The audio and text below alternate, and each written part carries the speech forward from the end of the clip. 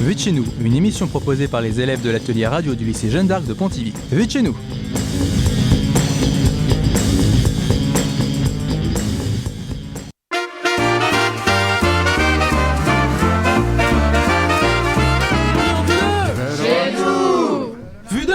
Chez nous. Et oui, Noël approche à grands pas et nous allons le fêter avec vous. Nous ferons plusieurs chroniques pour vous accompagner dans la préparation des fêtes de fin d'année. Mais avant, nous traiterons un sujet plus sérieux, l'égalité homme-femme. Nous recevrons également des adeptes du skate qui nous parleront de leur projet à Pontivy. William, un Australien, nous parlera de la culture de son pays. Entre chroniques, débats et interviews, une émission très chargée aujourd'hui. Pour vous accompagner, Louis, William, Owen, Hugo, Fleur, Antoine, Kelvin, Anaïs, Margot, Maëlène, Hugo et Charlène. Nous sommes ensemble pendant 1 heure, vous écoutez la 8e émission de Vue de chez nous.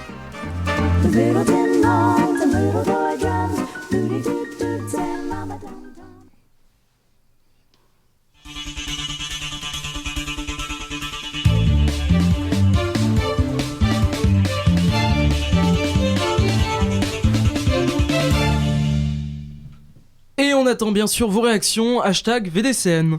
Pour commencer, quels événements nous ont marqué ce mois-ci? Comment va le monde? Owen? Moi, l'actualité qui m'a marqué dernièrement, c'est Alep, avec l'intervention de Poutine et de Bachar al-Assad. Donc là, ils sont en train d'évacuer les gens. Moi, c'est toujours aussi sur Alep, mais surtout en fait la propagande qui est menée par Poutine et par Bachar al-Assad pour dire en fait que les civils qui sont à Alep en fait sont des acteurs et en fait sont tous des terroristes, et c'est pour ça qu'ils les bombardent, et que ceux qui témoignent notamment via les réseaux sociaux en fait sont des acteurs payés par Daesh. Fleur? Moi, c'est le jeu vidéo de Mario qui est arrivé sur l'iPhone. Vous y jouez? Oui. Moi, ce qui m'a marqué, c'est finalement le lancement de Galileo, c'est-à-dire le système GPS européen. Il était temps qu'il sorte. Alors moi, c'est le meeting de Emmanuel Macron où il m'a surpris de la façon dont il parlait à la fin du meeting. Moi, c'est les attentats à Istanbul. Moi, c'est à Lorient. 100 de personnes ont été évacuées à la Sécu parce que des pompiers ont repéré une odeur suspecte. Moi, c'est le procès de Jérôme Cahuzac. Moi, ce qui m'a marqué, c'est le 25 novembre dernier, la mort de Fidel Castro. Et moi, c'est la BCE qui prolonge les prêts aux pays européens en menant une politique de rachat des dettes. Merci à tous pour vos points de vue. Louis, vous avez choisi un personnage ce mois-ci et vous allez nous faire deviner. Et oui, je vais vous faire découvrir un personnage de l'actualité, un ancien chef de l'État. Alors je vous pose la question, qui est cet ancien chef de l'État? Sarkozy! Non. Chirac? Non, alors pas Pompidou! Français justement. Européen mais pas français. David Cameron. Non. Plus au sud. C'est en Europe? Oui, en Europe. Sergio Berlusconi. Non, oui. Hugo? C'est un Italien? Oui. Oui, je vois c'est qui. Je me rappelle plus de son prénom. Celui qui a mené un référendum et qui a été refusé. Oui. Eh oui, c'est Matteo Renzi. Matteo Renzi, voilà. Oui. Parce que Matteo Renzi, qui a été maire de Florence et plusieurs fois ministre, puis président du Conseil des ministres de 2014 au 12 décembre dernier, a démissionné le 7 décembre parce qu'il a mené un référendum. Et il y a eu une large victoire du non à ce référendum constitutionnel qui devait mettre fin au bicamératisme, c'est-à-dire la division du Parlement en 2 chambres, comme en France. Donc il a démissionné le 7 décembre. Il y a un nouveau président du Conseil des ministres en Italie. Merci Louis. Alors il faut noter que Matteo Renzi est le chef du gouvernement et non pas le chef de l'État. Le chef de l'État, c'est le président qui reste en place et qui s'appelle Sergio Mattarella. Une question de culture G. En quelle année a été signé l'édit de Nantes? Une question historique. 1444. Non, t'y es pas. Hugo? 1654. Non, moins. 1492. Non, plus. Ça c'est la découverte de l'Amérique. Christophe Colomb, Margot. 1578. 1500, c'est pas le juste prix ici. 1549. 1549, tu t'y approches. 1544. 41. Non, plus. 1554. 1554, non. 1590. 1594. 17. Non, plus. 16. 19. Non, 98, c'est Anaïs qui a la bonne réponse. 1598, l'édit de Nantes a été signé. Ouais, c'est juste prix quoi. C'est ça, c'est exactement ça. Allez, on parle de l'égalité homme-femme juste après ça. Joyeux Noël sur RBG.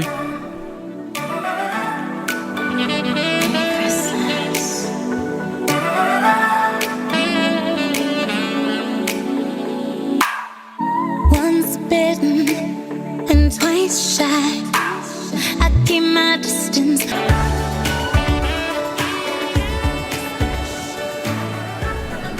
Oui. Curly Rae Jepsen avec Last Christmas. Les hommes et les femmes sont-ils égaux ?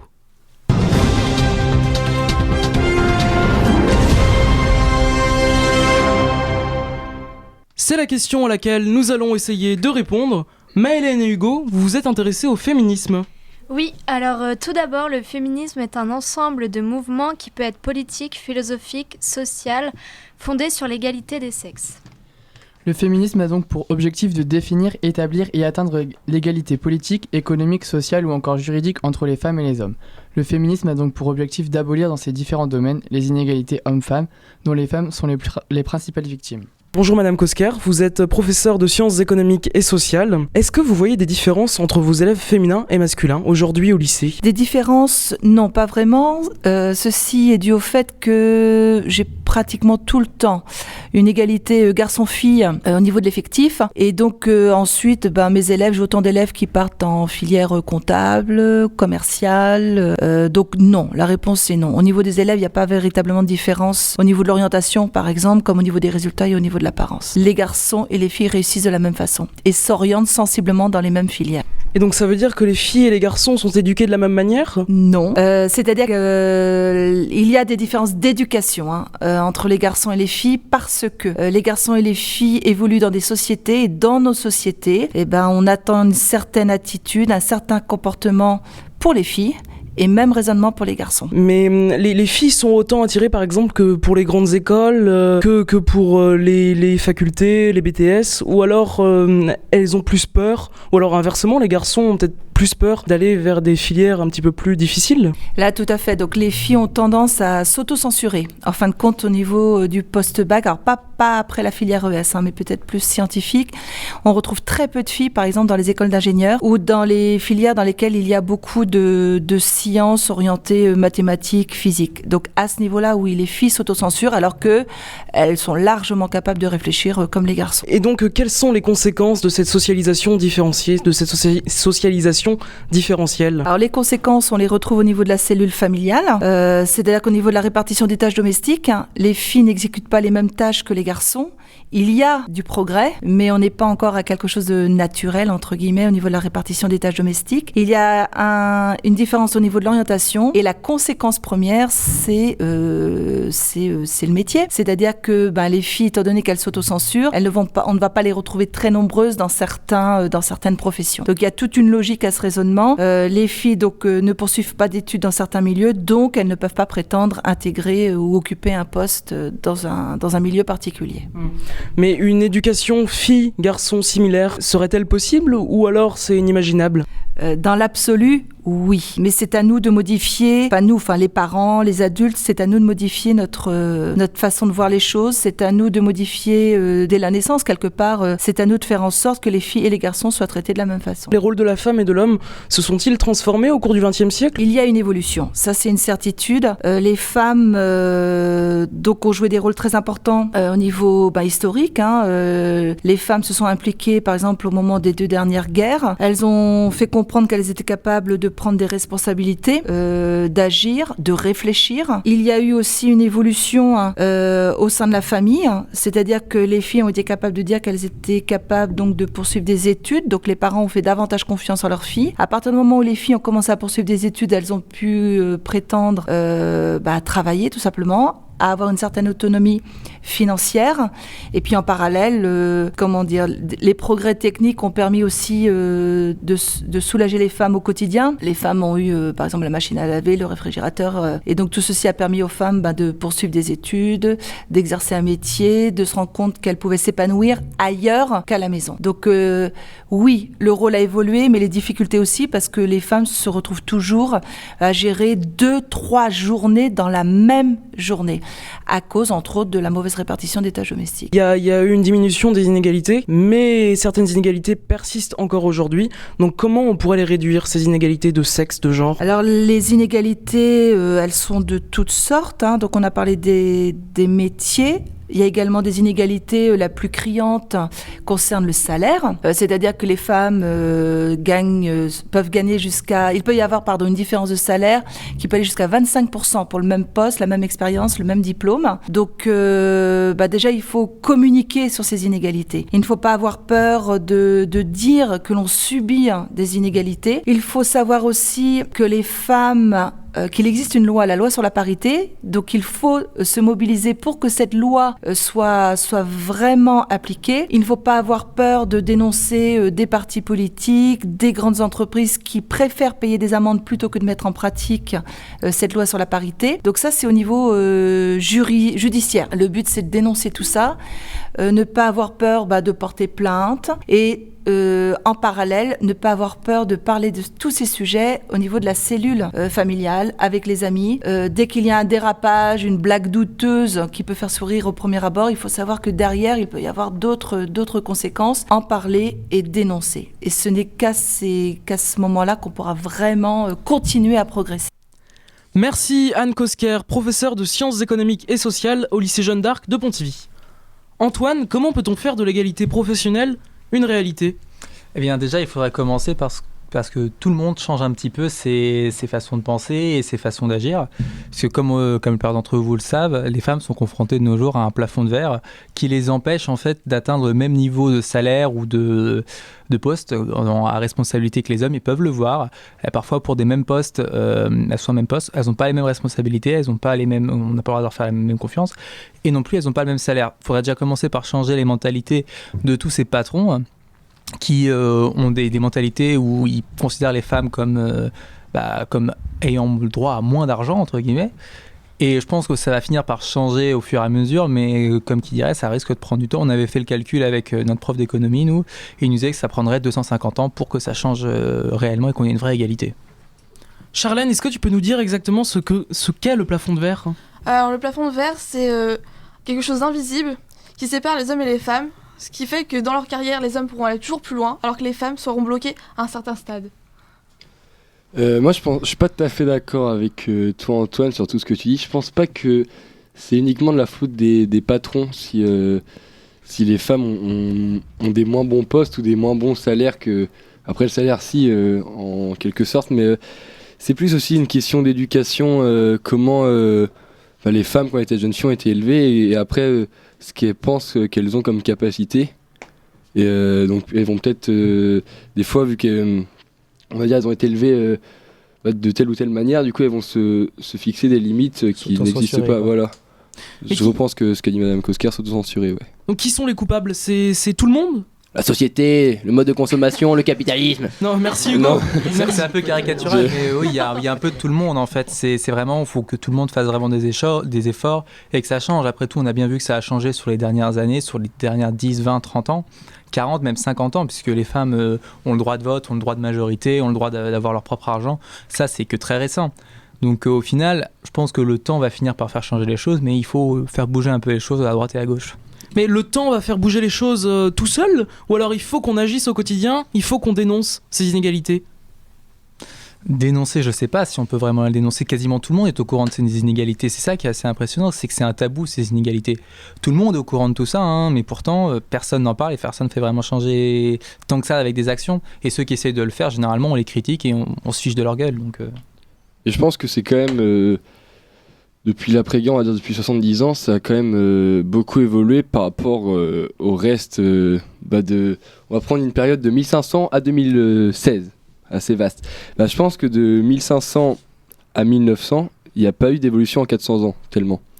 Et là, depuis l'après-guerre, il y a quand même le droit de vote. Enfin, le droit de vote, c'est normal, on va dire, mais il y a quand même une évolution qui se met en place et qui est en train de changer. Après, c'est sûr, ça va prendre du temps d'avoir une égalité 50-50, mais on le voit bien dans les médias. Les médias déjà sont, comme on l'a dit dans plusieurs émissions avant, les médias peuvent faire changer l'opinion, et l'opinion générale des médias, c'est justement pour la parité. Et justement, Wen, qu'est-ce que tu penses des médias, des quotas dans les médias, ou les quotas en politique, ou alors dans les entreprises, des quotas de femmes et des quotas d'hommes? Je pense qu'il y a encore des efforts à faire, nettement, particulièrement en politique. On l'a vu, de toute façon, aux primaires de la droite et du centre. Mais une seule femme. C'est triste. Mais voilà, comme l'a dit Hugo et Antoine, il y a eu des évolutions et elles sont encore à faire, je pense. Mais est-ce qu'une femme doit être élue parce que c'est une femme, ou alors parce qu'elle a des compétences? Je pense pas que le sexe soit un argument particulier pour être élu ou avoir n'importe quel poste. Je pense que c'est surtout sur les compétences qu'il faut agir. Maëlène, est-ce normal que ce soit la mère qui s'occupe davantage des enfants? C'est aux deux parents de le faire, parce que un enfant, ça se fait à deux, et donc l'éducation aussi. Donc c'est pas que à la femme de faire de l'éducation, s'occuper des enfants, tout ça. C'est aussi au père de le faire. Et la mère ne s'occupe pas mieux des enfants que le père? Non. Franchement, non. Et pourquoi alors le père ne veut pas s'en occuper forcément autant que la mère? Après, c'est une question de mentalité aussi. Mais je pense que les relations sont un peu les mêmes quand même avec ces deux parents. Moi, je pense pas que la mère soit une meilleure parent pour s'occuper des enfants que le père. Parce que dans les familles où il n'y a qu'un seul parent, le père ou la mère, quand c'est le père, il s'occupe très bien des enfants. Et donc je pense que c'est juste par rapport à une tradition, par rapport à une habitude qu'on laisse la mère s'en occuper. Et donc faudrait la changer petit à petit. Et pareil, Margot, est-ce que la répartition des tâches au sein d'un couple est-elle égale aujourd'hui? Pas forcément. Il y a des couples où il y a la femme qui fait plus, mais quelquefois ils peuvent faire également la part des choses. Les deux. Je pense qu'il y a quand même une évolution. Il y a moins l'image de la femme qui reste à la maison, faire le ménage pendant que son mari part travailler à l'extérieur pour ramener de l'argent à la maison, quoi. Il y a moins cette image-là, et maintenant c'est vraiment, je pense, chez les jeunes parents, c'est plus une éducation partagée et une meilleure répartition des tâches. Après, il y a eu une énorme évolution à ce niveau-là, au niveau de la répartition des tâches au sein d'une famille. Et elle est extrêmement intéressante de voir ce qu'elle est devenue, parce qu'à l'époque, généralement, c'était l'homme qui disait tu fais ça et de toute façon, t'as pas le choix. Maintenant, on se retrouve dans une situation où c'est beaucoup plus insidieux que ça, c'est beaucoup moins violent que ça. C'est-à-dire que l'homme, généralement, lui, il a toujours été habitué, entre guillemets, à cause de sa socialisation, à cause de la façon dont il a été élevé, à, entre guillemets, n'avoir rien à faire, de vivre dans un endroit qui n'est pas forcément super propre, qui n'est pas forcément super arrangé. Alors que la femme, généralement, a été élevée de telle façon à ce que si c'est pas propre, si c'est pas rangé, ça a tendance à l'énerver. Du coup, si l'homme ne range pas, la femme va finir par le faire toute seule, ce qui fait qu'inconsciemment et instinctivement, on se retrouve avec la femme qui fait ce boulot, alors qu'on l'y a pas forcé. Donc c'est complètement insidieux, et cette répartition des tâches n'existe pas finalement. Il y a toujours cette inégalité forte. Donc on revient encore une fois à la question d'éducation et même de reproduction sociale, parce que les jeunes filles reproduisent ce que leurs parents font et comment leurs parents s'organisent. Là, on va passer à un autre sujet, on va passer au sujet de l'image de la femme.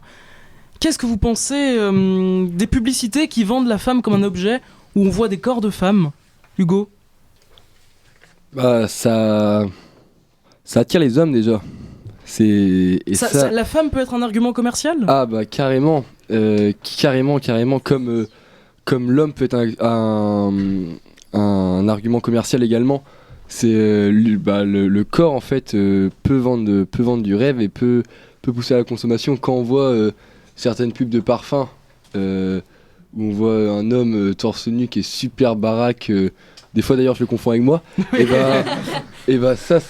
ça vend du rêve pour le parfum, et c'est pareil pour la femme. Quand on voit des muses qui défilent et qui se parfument avant, c'est commercial. Maëlène, vous aviez l'air d'accord?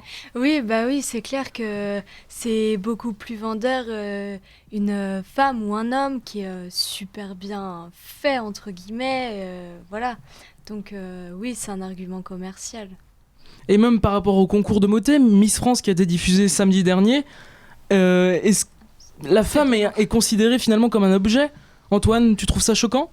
Bah, moi, ce que je trouve intéressant, c'est qu'on n'arrête pas de dire la femme est considérée comme un objet, la femme est considérée comme un objet et autres. Mais ces femmes qui sont considérées comme des objets, entre guillemets, on leur a demandé leur avis, on leur a demandé si elles voulaient être, par exemple à Miss France, on leur a demandé si elles voulaient être là. Elles en retirent quelque chose derrière. Donc au final, c'est de leur propre choix, on ne les a pas forcées à quoi que ce soit, on ne les force pas à être des objets. C'est leur choix, c'est leur décision. De ce fait, on n'a pas à s'y opposer. On est dans un pays qui prône la liberté. On n'a pas à leur dire parce que ce que vous faites, ça donne pas forcément une bonne image, ça doit être négatif. Si c'est leur choix, au contraire, c'est l'égalité si c'est leur choix. Ouais, mais je sais pas, quand on regarde Miss France chez nous, on a tendance à critiquer un petit peu facilement sur le physique des femmes. Mais les gens critiquent, mais les gens regardent. Donc de toute manière, dès que les gens regarderont, je sais pas pourquoi TF1 arrêterait de produire un concours qui marche et qui leur rapporte de l'audience. C'est comme si TF1 arrêtait de diffuser les matchs de la Coupe du Monde, alors que les gens regardent. Enfin, quand un programme marche, on l'utilise jusqu'au bout. Ouais, donc l'utilisation de la femme peut être utile pour vendre et pour attirer du monde. Oui, c'est ça, parce qu'il y a quand même 3 comités Miss France en France, qui s'appellent pas tous exactement Miss France, mais celui qui est télévisé, c'est celui qu'on connaît le plus, parce que c'est celui que les gens regardent.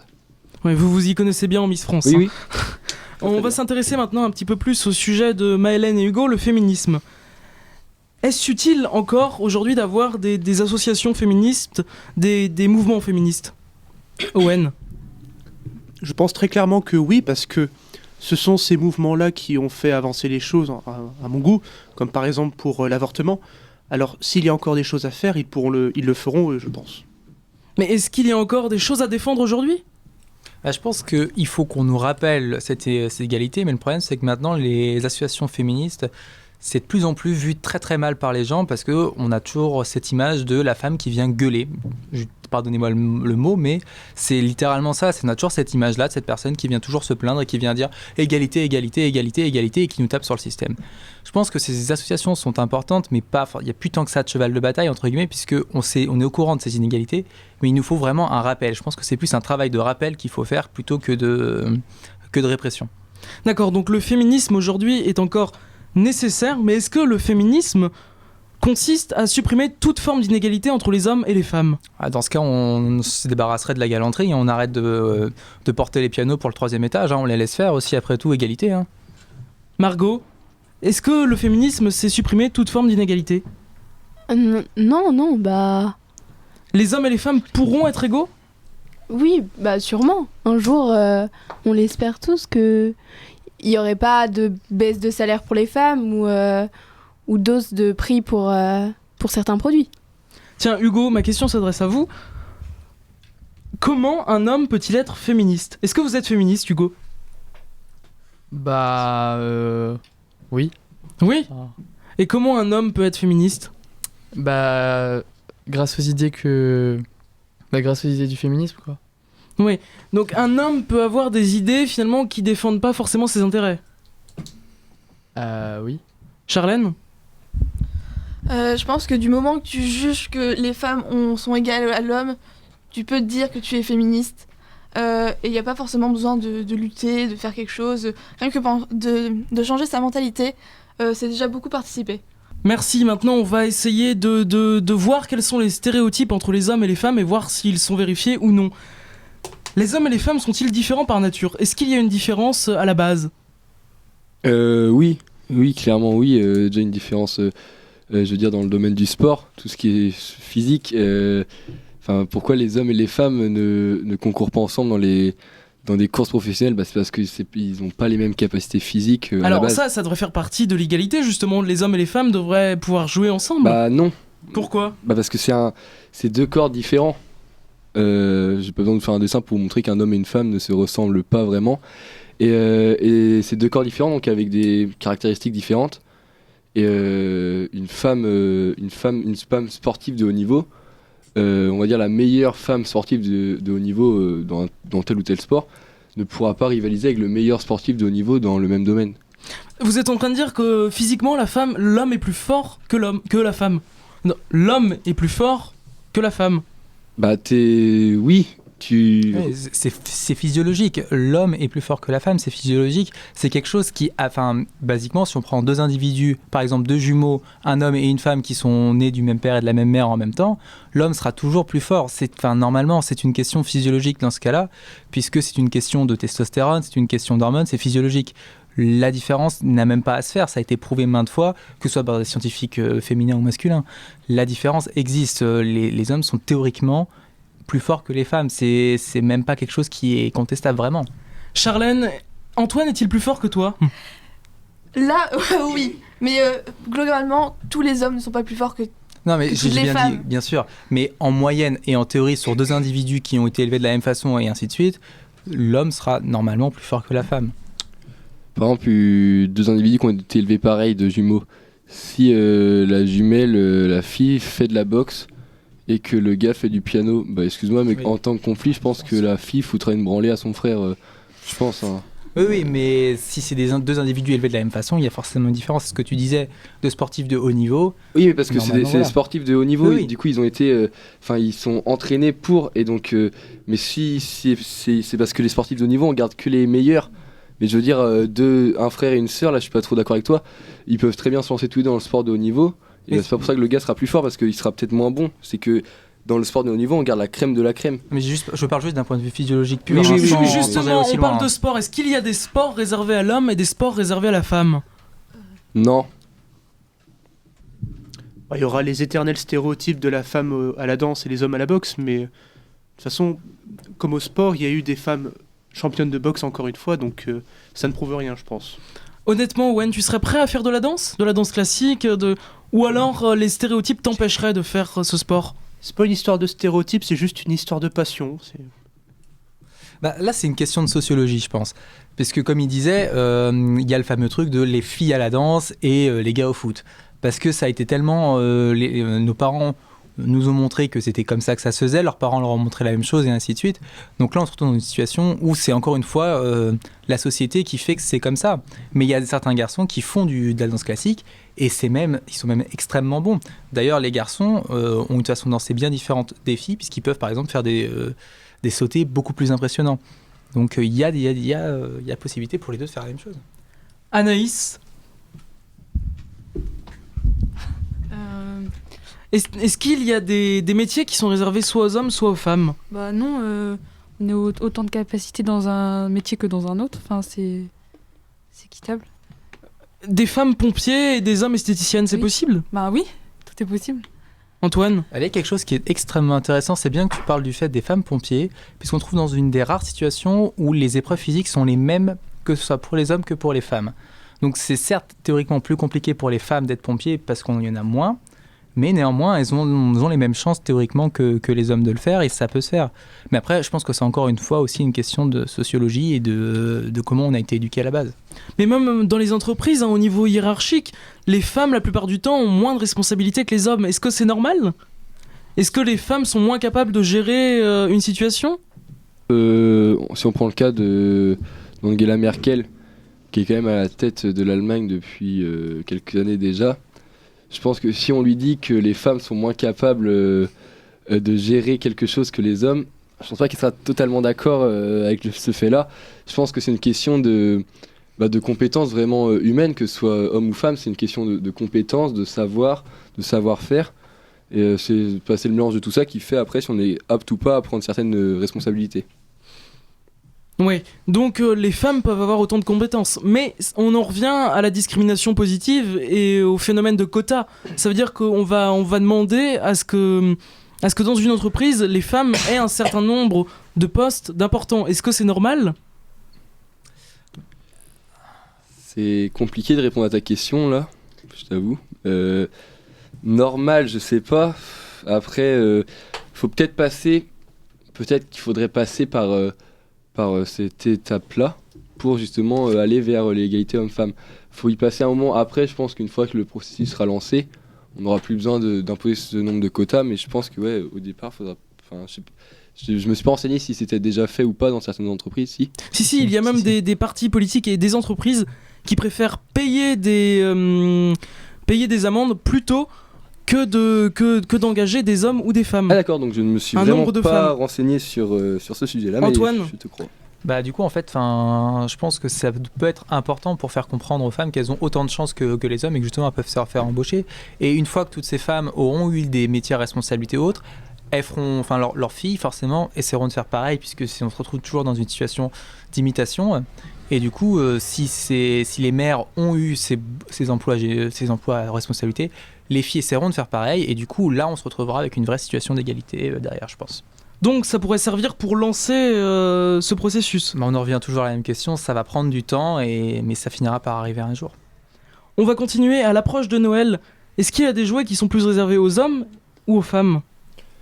Plutôt aux filles et aux garçons, si je peux reformuler ta question, qu'aux hommes ou aux femmes. Oui, aux filles et aux garçons, si tu veux. Je pense que, oui, c'est triste à dire, mais oui, il y a qu'à prendre n'importe quel catalogue de jouets.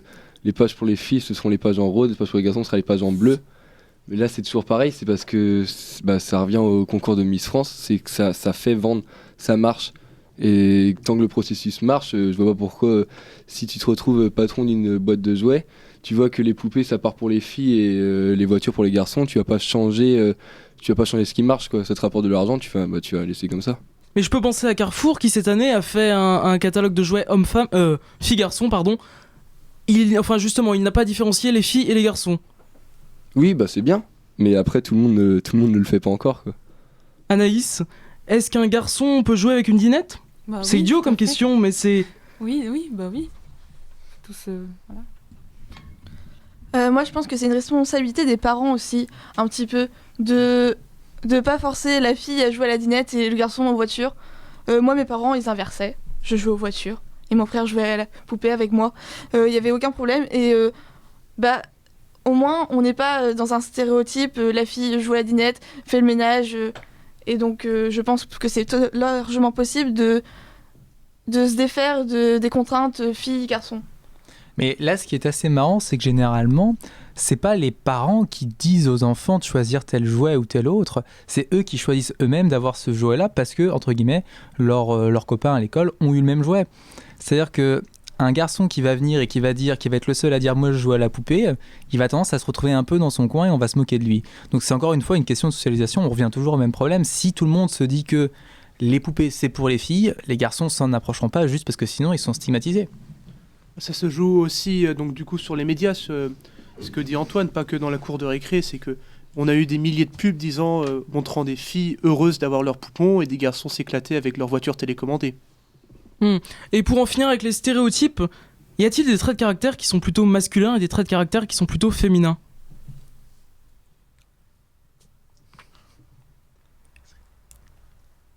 Ça donne à réfléchir.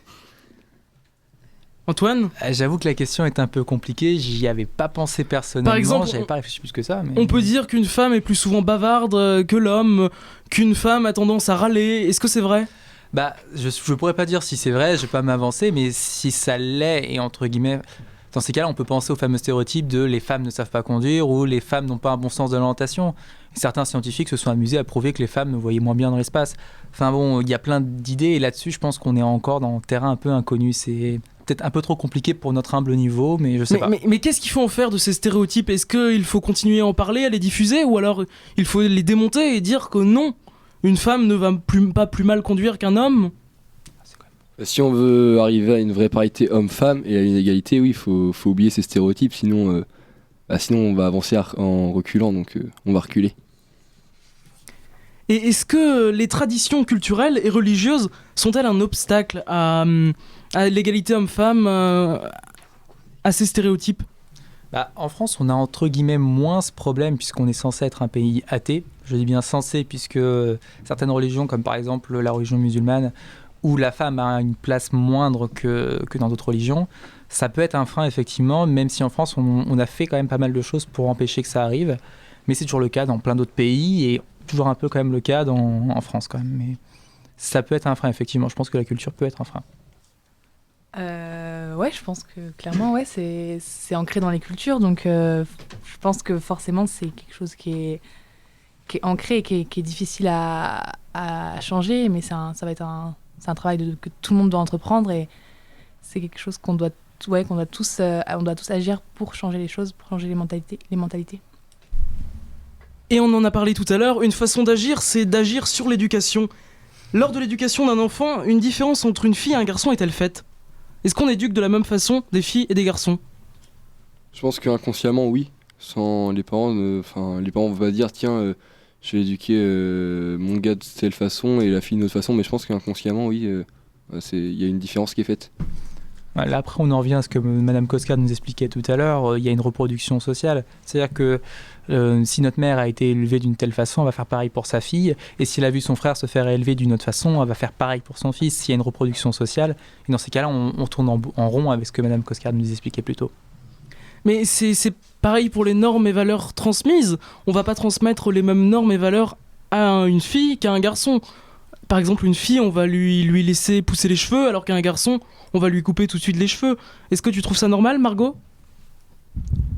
Ben, quand ils sont petits, forcément, les petites filles, elles veulent avoir les cheveux longs, mais au bout d'un moment, elles vont en avoir marre. Et les garçons, ils peuvent se laisser pousser les cheveux. C'est, je pense, une question de goût et de regard. C'est pas une question de homme-femme, c'est plus une question, ça, après, de goût personnel de chacun. D'imitation. Ouais, mais au départ, c'est pas l'enfant qui choisit. Non, au départ, c'est pas l'enfant qui choisit, mais c'est plus. Au départ, je suis d'accord, l'enfant ne choisit pas, mais après, arrivé vers l'adolescence, c'est là où il va choisir s'il veut se couper les cheveux ou non, quoi. Oui, mais si on lui a toujours dit que les filles avaient des cheveux longs. Après, tu vois, on a toujours dit à certains garçons, par exemple, qu'un garçon c'était de telle façon, et pourtant ces garçons choisissent de devenir des transsexuels. C'est quelque chose qu'on parle très peu, mais ça arrive. Oui, mais c'est pas une majorité, Antoine. Oui, non, mais ce que je veux dire, c'est que c'est pas qu'une question d'éducation, de choix des parents, c'est aussi une question de choix et de préférence aussi. Faut pas l'oublier, ça. Oui, mais ça reste, c'est pas une majorité déjà, et on a quand même tendance à transmettre des normes et des valeurs qui sont différentes suivant le sexe. Je parle des coupes de cheveux, mais ça va bien au-delà. Ouais, mais c'est aussi une question de regard des autres. Au-delà du fait de l'éducation, si un enfant ou une personne fait quelque chose de différent, il peut ne pas en assumer et avoir peur justement du regard des autres et ce que les autres vont penser de lui. Ouais, c'est ça. Les parents comme les enfants vont se conformer à la société, à ce que les autres font, et donc ils n'hésiteront pas d'aller dans l'excentricité, merci Antoine. Et donc ça explique un petit peu, même si c'est pas normal qu'on ait des codes comme ça. Et comment, à votre avis, on pourrait éduquer les filles et les garçons de la même manière ? Ça pourrait passer par quoi ? Une éducation similaire ? Déjà, est-ce que c'est possible ? Théoriquement, oui, je pense que ça doit être possible, mais il faudrait changer tellement de choses dans la société. Il faudrait changer les médias, il faudrait changer tout ce qui est les sociétés de consommation, c'est-à-dire les pubs que nous font les grandes entreprises. Il faudrait changer aussi ce que pensent les parents, il faudrait changer l'éducation. Il faudrait changer tellement de choses que ça prendra tellement de temps et ça va finir par arriver, mais ça va prendre tellement de temps que on en revient toujours, comme ce qu'on disait tout à l'heure, 200, 250 ans qu'il faudra pour obtenir une vraie égalité. Ouais, il faudrait empêcher les moqueries, il faudrait changer toutes les mentalités une par une pour que plus personne soit influencé. Donc oui, c'est vrai, il faudrait vraiment beaucoup de temps. À part génération sur génération, il n'y a pas d'autre solution, entre guillemets. Je pense que c'est juste le temps et il faut juste se rappeler toujours de combattre ces inégalités petit à petit, chacun sa pierre après sa pierre, et de laisser le temps faire, parce qu'on ne peut pas juste changer tout le monde d'un coup. Donc il faut dénoncer les stéréotypes, il faut dénoncer ces inégalités hommes-femmes. Pour conclure, je vais reprendre les mots de Madame Coscar, en parler et dénoncer. Merci pour ce débat très intéressant. Qui peut me donner la traduction de All I Want for Christmas is You ? Tout ce que je veux pour Noël, c'est toi. Et qui l'a chanté ? Mariah Carey. Allez, Mariah Carey sur RBG, passez un joyeux Noël avec nous. I don't care about the presents underneath the Christmas tree. I just want you for my own, more than you could ever know. All I want for Christmas is you, baby. All I want for Christmas is you.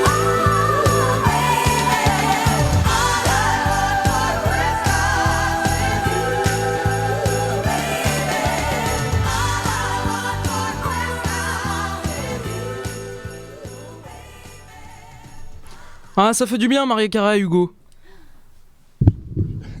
Oui, carrément, j'adore. Allez, une question de culture G. Où se trouve le Cap Horn? C'est le cap à l'Amérique du Sud, non? Ouais, Amérique du Sud, quel de pays l'Argentine, exactement? non? Ah oui, c'est le sud de l'Argentine. Donc il se trouve en Amérique du Sud. Le Cap Horn est le point le plus austral du continent.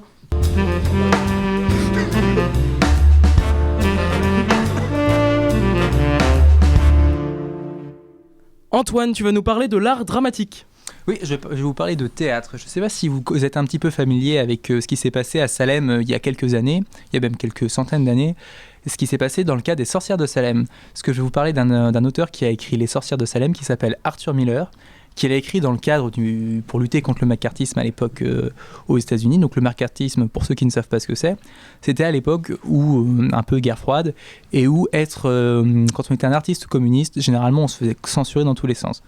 Donc ce qu'il a voulu nous montrer par là, parce que c'est tiré d'un fait réel, c'est que c'est impressionnant ce que quelqu'un est prêt à dire pour censurer une autre personne. Ce qui se passe dans cette pièce, c'est que une personne une femme, par amour, commence à envoyer, à insulter un peu, à faire passer tout le monde pour des sorciers ou des sorcières, fait croire qu'elle voit des démons. Tout le monde commence à la suivre et on se retrouve avec une hystérie collective et avec des femmes qui finissent par suivre et tout le monde qui suit pour ne pas passer pour un démon, et on s'est retrouvé avec des centaines de personnes qui ont été pendues uniquement parce qu'on a cru que c'était des sorcières.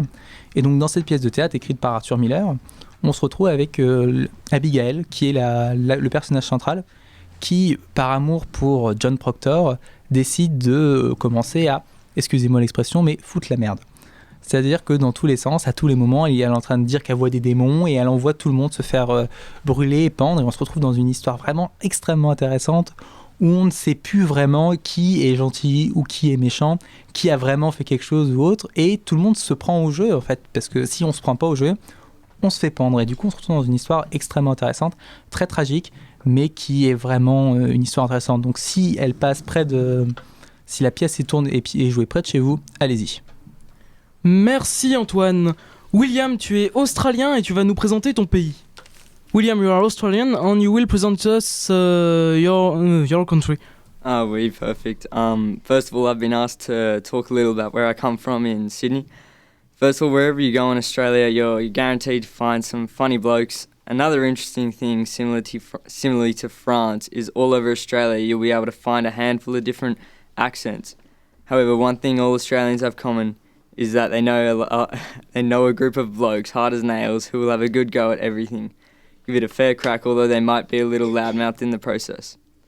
So now that I've established it's the people who make Australia, I can talk a little about the setup of the country.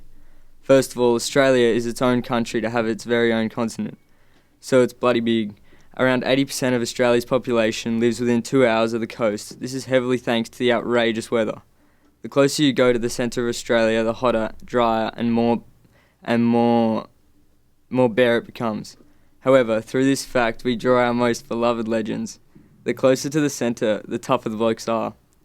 The other Aussie legends are born through Australia's favourite pastime, sport. Wherever you go in Australia, you'll find a group of people playing backyard cricket. There's one day where God's sport, cricket, is played the most. It's definitely Boxing Day. The day after Christmas, dedicated to going to the beach with friends, eating icy poles, and having some cold bevies. Christmas is stinking hot, and legends manage to hop in the Santa suit and roam the beaches. It's all these things, plus our unique animals, that makes Australia a bloody good idea to go to. Merci William, on ira tous en Australie cet été. Bien sûr. Tu nous payes le billet, bien sûr. Bien sûr.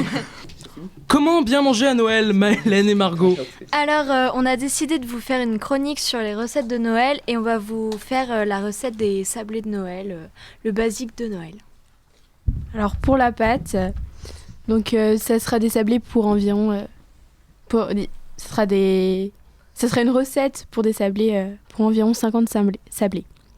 Alors, pour la pâte, tout d'abord, il faut 250 g de farine, 125 g de sucre en poudre, un sachet de levure vanillée, une pincée de sel et 125 g de beurre, un œuf et des épices. Donc pour le glaçage, un blanc d'œuf, 200 g de sucre glace et du colorant alimentaire. Alors ensuite, dans un saladier, mélangez la farine, le sucre vanillé et le sel. Ajoutez le beurre froid coupé en petits morceaux et travaillez l'ensemble avec les mains jusqu'à l'obtention d'une poudre fine. Incorporez l'œuf et mélangez pour obtenir une pâte homogène. Ensuite, réservez la pâte pendant 1 heure au réfrigérateur. Et ensuite, travaillez la pâte sur un plan fariné et avec des emporte-pièces découpés dans la pâte. Et ensuite, mettez votre four à 160 degrés pour cuire le tout. Et ensuite, mélangez les blancs avec le sucre glace, puis les colorants alimentaires si vous en avez envie. Vous mettez le glaçage sur les sablés. Vous pouvez aussi les décorer avec des petites décorations qui se mangent. Voilà. On va pouvoir en manger après ? Non. Bah si, il y a ceux-là. Ah, Antoine a amené des gâteaux pour manger après. Charlène, on peut également profiter des fêtes pour lire. Que nous conseillez-vous ? Eh bien moi je vais vous conseiller Petit Pays. Alors, Petit Pays pour moi, c'est un roman qui brille autant que le plus beau des bijoux. Petit Pays, le premier roman de Gaël Faye, qui commence en gagnant le prix Goncourt du lycéen, le prix FNAC et le prix Télérama de cette année. Ayant lu plusieurs livres de la sélection Goncourt, celui-ci ne me donnait absolument pas envie. Donc une couverture fade, un titre simple qui ne m'évoquait rien. Et une quatrième de couverture qui ne rendait pas du tout le roman intéressant à mes yeux. Donc on suit dans Petit Pays l'histoire de Gabriel, fils d'un Français et d'une Rwandalaise vivant au Burundi, donc au centre-est de l'Afrique. Le jeune Gabi, comme il se nomme et comme il aime se nommer, nous raconte son quotidien heureux avant la guerre au Burundi. Et loin des soucis et avec la douce vision d'un enfant innocent, on va suivre son aventure. Donc j'étais absolument opposée à lire ce livre jusqu'à que je rencontre Gaël Faye. Et là, il m'a donné une vision de son livre alors que je ne l'avais absolument pas lu. Et je me souvenais absolument plus du résumé. Et il nous a passé sa sensibilité. Et donc, dès que je suis rentrée chez moi, je me suis empressée à aller lire le livre pour voir si je retrouvais la même sensibilité. Parce qu'un roman avec quelque chose de sensible, c'est absolument touchant. C'est vraiment appréciable à lire. Et là, à ma grande surprise, on y a ressenti absolument toute la sensibilité de Gaël Faye. C'est un roman super bien rythmé. On a l'impression d'écouter une chanson. Chaque mot est soigneusement choisi. Et je me suis totalement laissée embarquer par ce voyage. Donc les chapitres t'engouffrent peu à peu à côté de Gabriel. Et donc ma lecture m'a permis de faire de ce petit bijou tout fade quelque chose qui a étincelé. La couverture qui était beaucoup trop fade à mon goût a pris des couleurs. Le titre m'évoque plein de choses maintenant. Et comme le dit Gabriel, maintenant, il ne reste que le pays qui se parle à lui-même. Donc une rencontre qui vous a marqué ? Ah oui, clairement. Owen, tu nous emmènes au cinéma. Effectivement, donc vous le savez tous, Star Wars Rogue One est sorti le 14 décembre dernier. Il s'agit là du premier spin-off de l'univers Star Wars. Donc on se demande tous aujourd'hui s'il va atteindre le $1 milliard de recettes comme le précédent épisode, Le Réveil de la Force, qui avait engendré près de 1,73 milliard de dollars, devenant le 3e plus grand succès de l'histoire du cinéma. Si vous êtes un fan de l'univers cinématographique de Marvel et notamment de Spider-Man, le prochain épisode Spider-Man Homecoming, prévu pour le 12 juillet 2017, a dévoilé son premier trailer. Il met en scène l'un des plus vieux ennemis de Spider-Man, le Vautour. Marvel est tellement confiant qu'ils ont déjà annoncé à la date une suite pour le 5 juillet 2019, comme quoi ils se prennent vraiment à l'avance. Et en nouvelle bande-annonce, celle du prochain Planète des Singes, 3e épisode a été dévoilé. Cette fois c'est la guerre, César sort les crocs, toujours incarné par Andy Serkis, le Gollum du Seigneur des Anneaux. Le film s'appellera Planète des Singes Suprématie et est prévu pour le 9 août 2017. Merci Owen. Si tu avais un film à nous conseiller en ce moment, ce serait lequel ? Dernièrement, j'ai vu le film Ame et Yuki, un film japonais de 2 ans, et j'ai vraiment adoré. J'ai pleuré. Merci Owen. Anaïs et Margot, qu'allez-vous nous offrir à Noël ? Alors, comme c'est bientôt Noël, on a cherché des idées de cadeaux pour un Noël high-tech. Donc, tout d'abord, on a le smartphone, le cadeau vedette. Cette année encore, le smartphone devrait être le cadeau high-tech par excellence. Il y a les stars comme l'iPhone 7 ou le Galaxy S7. Donc 700 à 1000 euros hors forfait. Ah quand même, c'est pas donné. Oui, faut avoir de l'argent. Mais également d'autres marques à suivre telles que Sony et d'autres encore. Ensuite, des objets connectés, tout et n'importe quoi. Les objets connectés ont une autre forte tendance de ce Noël 2016. On en trouve à tous les prix et de toutes sortes, donc des ampoules connectées, des réveils connectés de 30 à 50 euros, des bracelets connectés pour le sport, des montres connectées à partir de 300 et 400 euros. Autre grand classique de Noël, les enceintes connectées et les casques audio. Donc, le top, les casques Bluetooth sans fil, à réduction de bruit. 300 euros minimum pour un produit top qualité. Enfin, les drones et les casques de réalité virtuelle. Donc ça va du petit drone jouet à 50 euros au gros drone pouvant embarquer une caméra. Faut compter au moins 1000 euros. Mais cependant, l'usage d'un drone est assez contraignant, car il faut de l'espace pour le faire voler et tout en respectant la réglementation.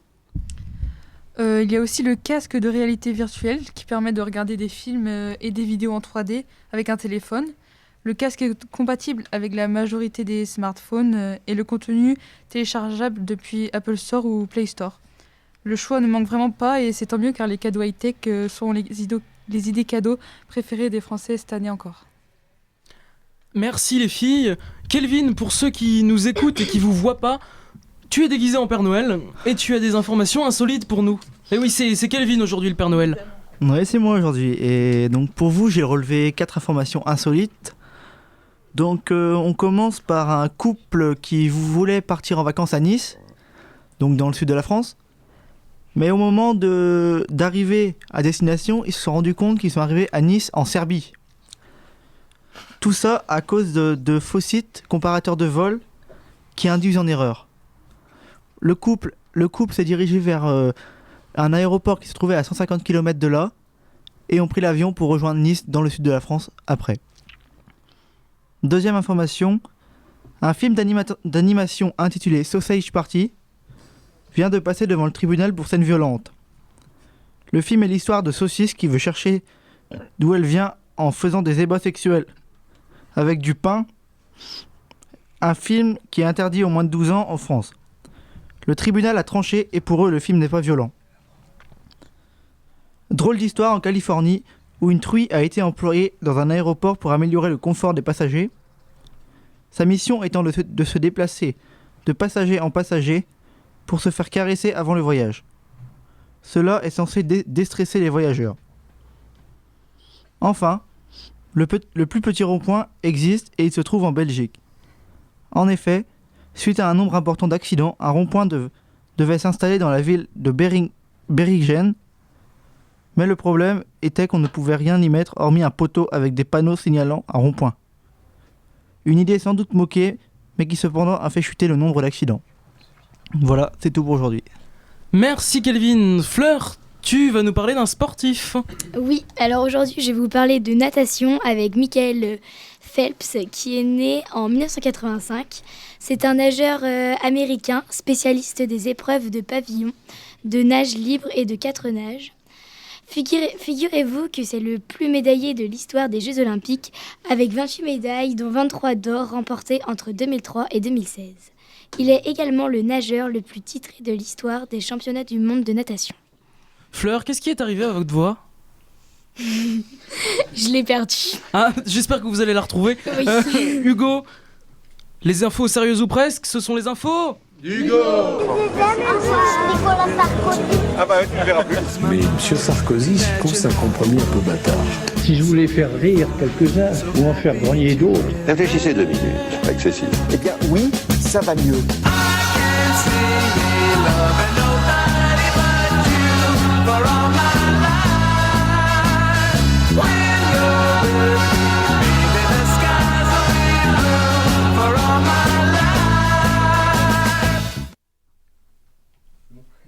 On commence tout de suite info internet. Comme vous le savez, l'année se termine.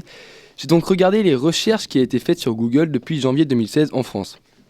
J'ai regardé par exemple Jérém Star, qui est une des personnalités de télé-réalité française, notamment connue avec son émission où il interviewe des personnes en lien avec la télé-réalité dans une baignoire. Et bien depuis janvier, il est plus recherché que la ville d'Alep sur Google, notamment le 3 décembre, où il a été recherché 3 fois plus que la ville d'Alep. Donc un mec qui interviewe des personnes dans une baignoire est plus recherché qu'une ville bombardée avec 300 000 morts à son compteur. Ok, d'accord. Après je me suis dit peut-être que comme c'est loin, les Français se sentent moins sensibles. Ok, donc regardez le nombre de recherches des Restos du Cœur, donc qui est quand même une association nationale qui aide les personnes démunies, c'est plutôt une noble cause. Bah c'est pareil. Fin novembre, l'homme baignoire était 2 fois plus recherché qu'une association qui aide les gens dans le besoin. Après je me suis dit peut-être que les Français utilisent Internet plutôt pour se détendre et qu'ils ne veulent pas entendre parler de pauvreté ou de guerre. Du coup, j'ai regardé le nombre de recherches d'Omar Sy et de Jean Dujardin.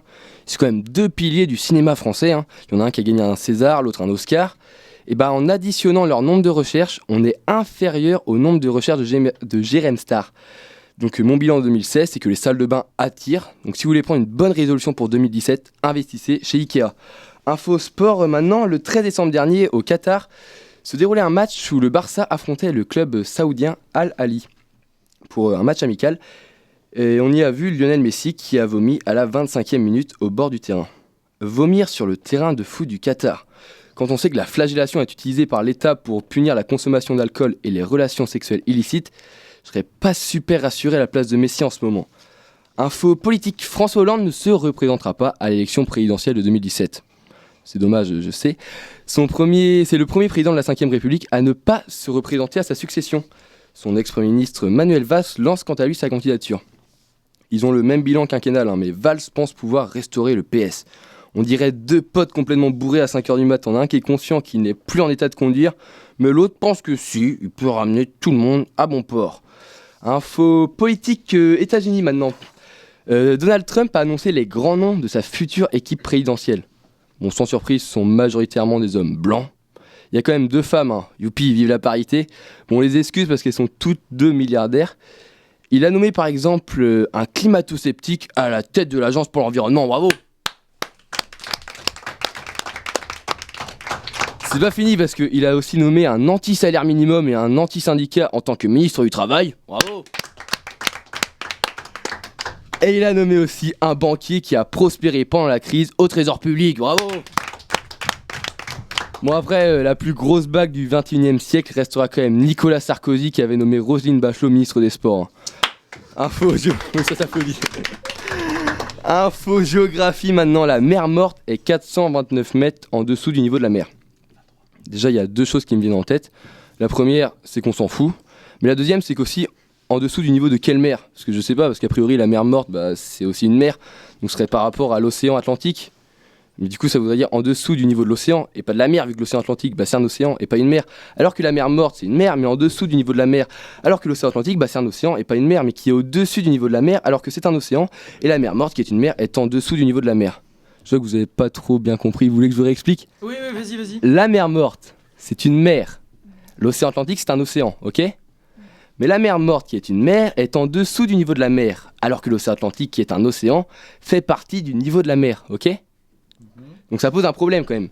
Du coup, j'ai cherché les responsables, et j'y ai trouvé que plusieurs groupes établissaient le niveau de la mer, dont le CLS, qui signifie Collecte Localisation Satellite. Et c'est une des filiales du CNES, le Centre National d'Études Spatiales. Et à qui est affilié le CNES ? Au ministère de l'Enseignement Supérieur et de la Recherche. Ok, jusque-là vous me suivez ? Et qui est le ministre de l'Enseignement Supérieur et de la Recherche ? Il n'y en a plus, depuis que Manuel Valls a modifié le gouvernement en 2014. C'est devenu le ministère de l'Éducation nationale, de l'Enseignement supérieur et de la Recherche. Et qui est le ministre de l'Éducation nationale, de l'Enseignement supérieur et de la Recherche ? Ouais, c'est ça. Et donc, la France voudrait savoir, Najat Vallaud-Belkacem, pourquoi la mer Morte est-elle en dessous du niveau de la mer alors que c'est une mer ? Voilà, j'espère qu'elle nous répondra. Mais est-ce que au moins Najat Vallaud-Belkacem est une mère ? Ah, alors est-ce qu'elle est mère de famille dans ce cas ? Ou alors est-ce qu'elle est mère de sa commune ? Eh bien, ça porte à réflexion. Hein. Est-ce qu'elle est mère d'une commune tout en étant mère de famille proche d'une commune près de la mer ? On éclaircira la chose pour la prochaine fois. Prochaine émission, soyez présents. Ça va être un très gros scoop. Vu de chez nous, c'est fini pour le mois de décembre. Passez de joyeuses fêtes, soyez heureux. On se retrouvera l'année prochaine pour de nouvelles émissions. En attendant, merci d'avoir écouté Vue 2. Chez nous. Vue 2. Chez nous. C'était Vue de chez nous, animé par Alexandre Urvois et réalisé par Fabien Briand. Merci pour le soutien de Radio Broadgened et du lycée Jeanne d'Arc.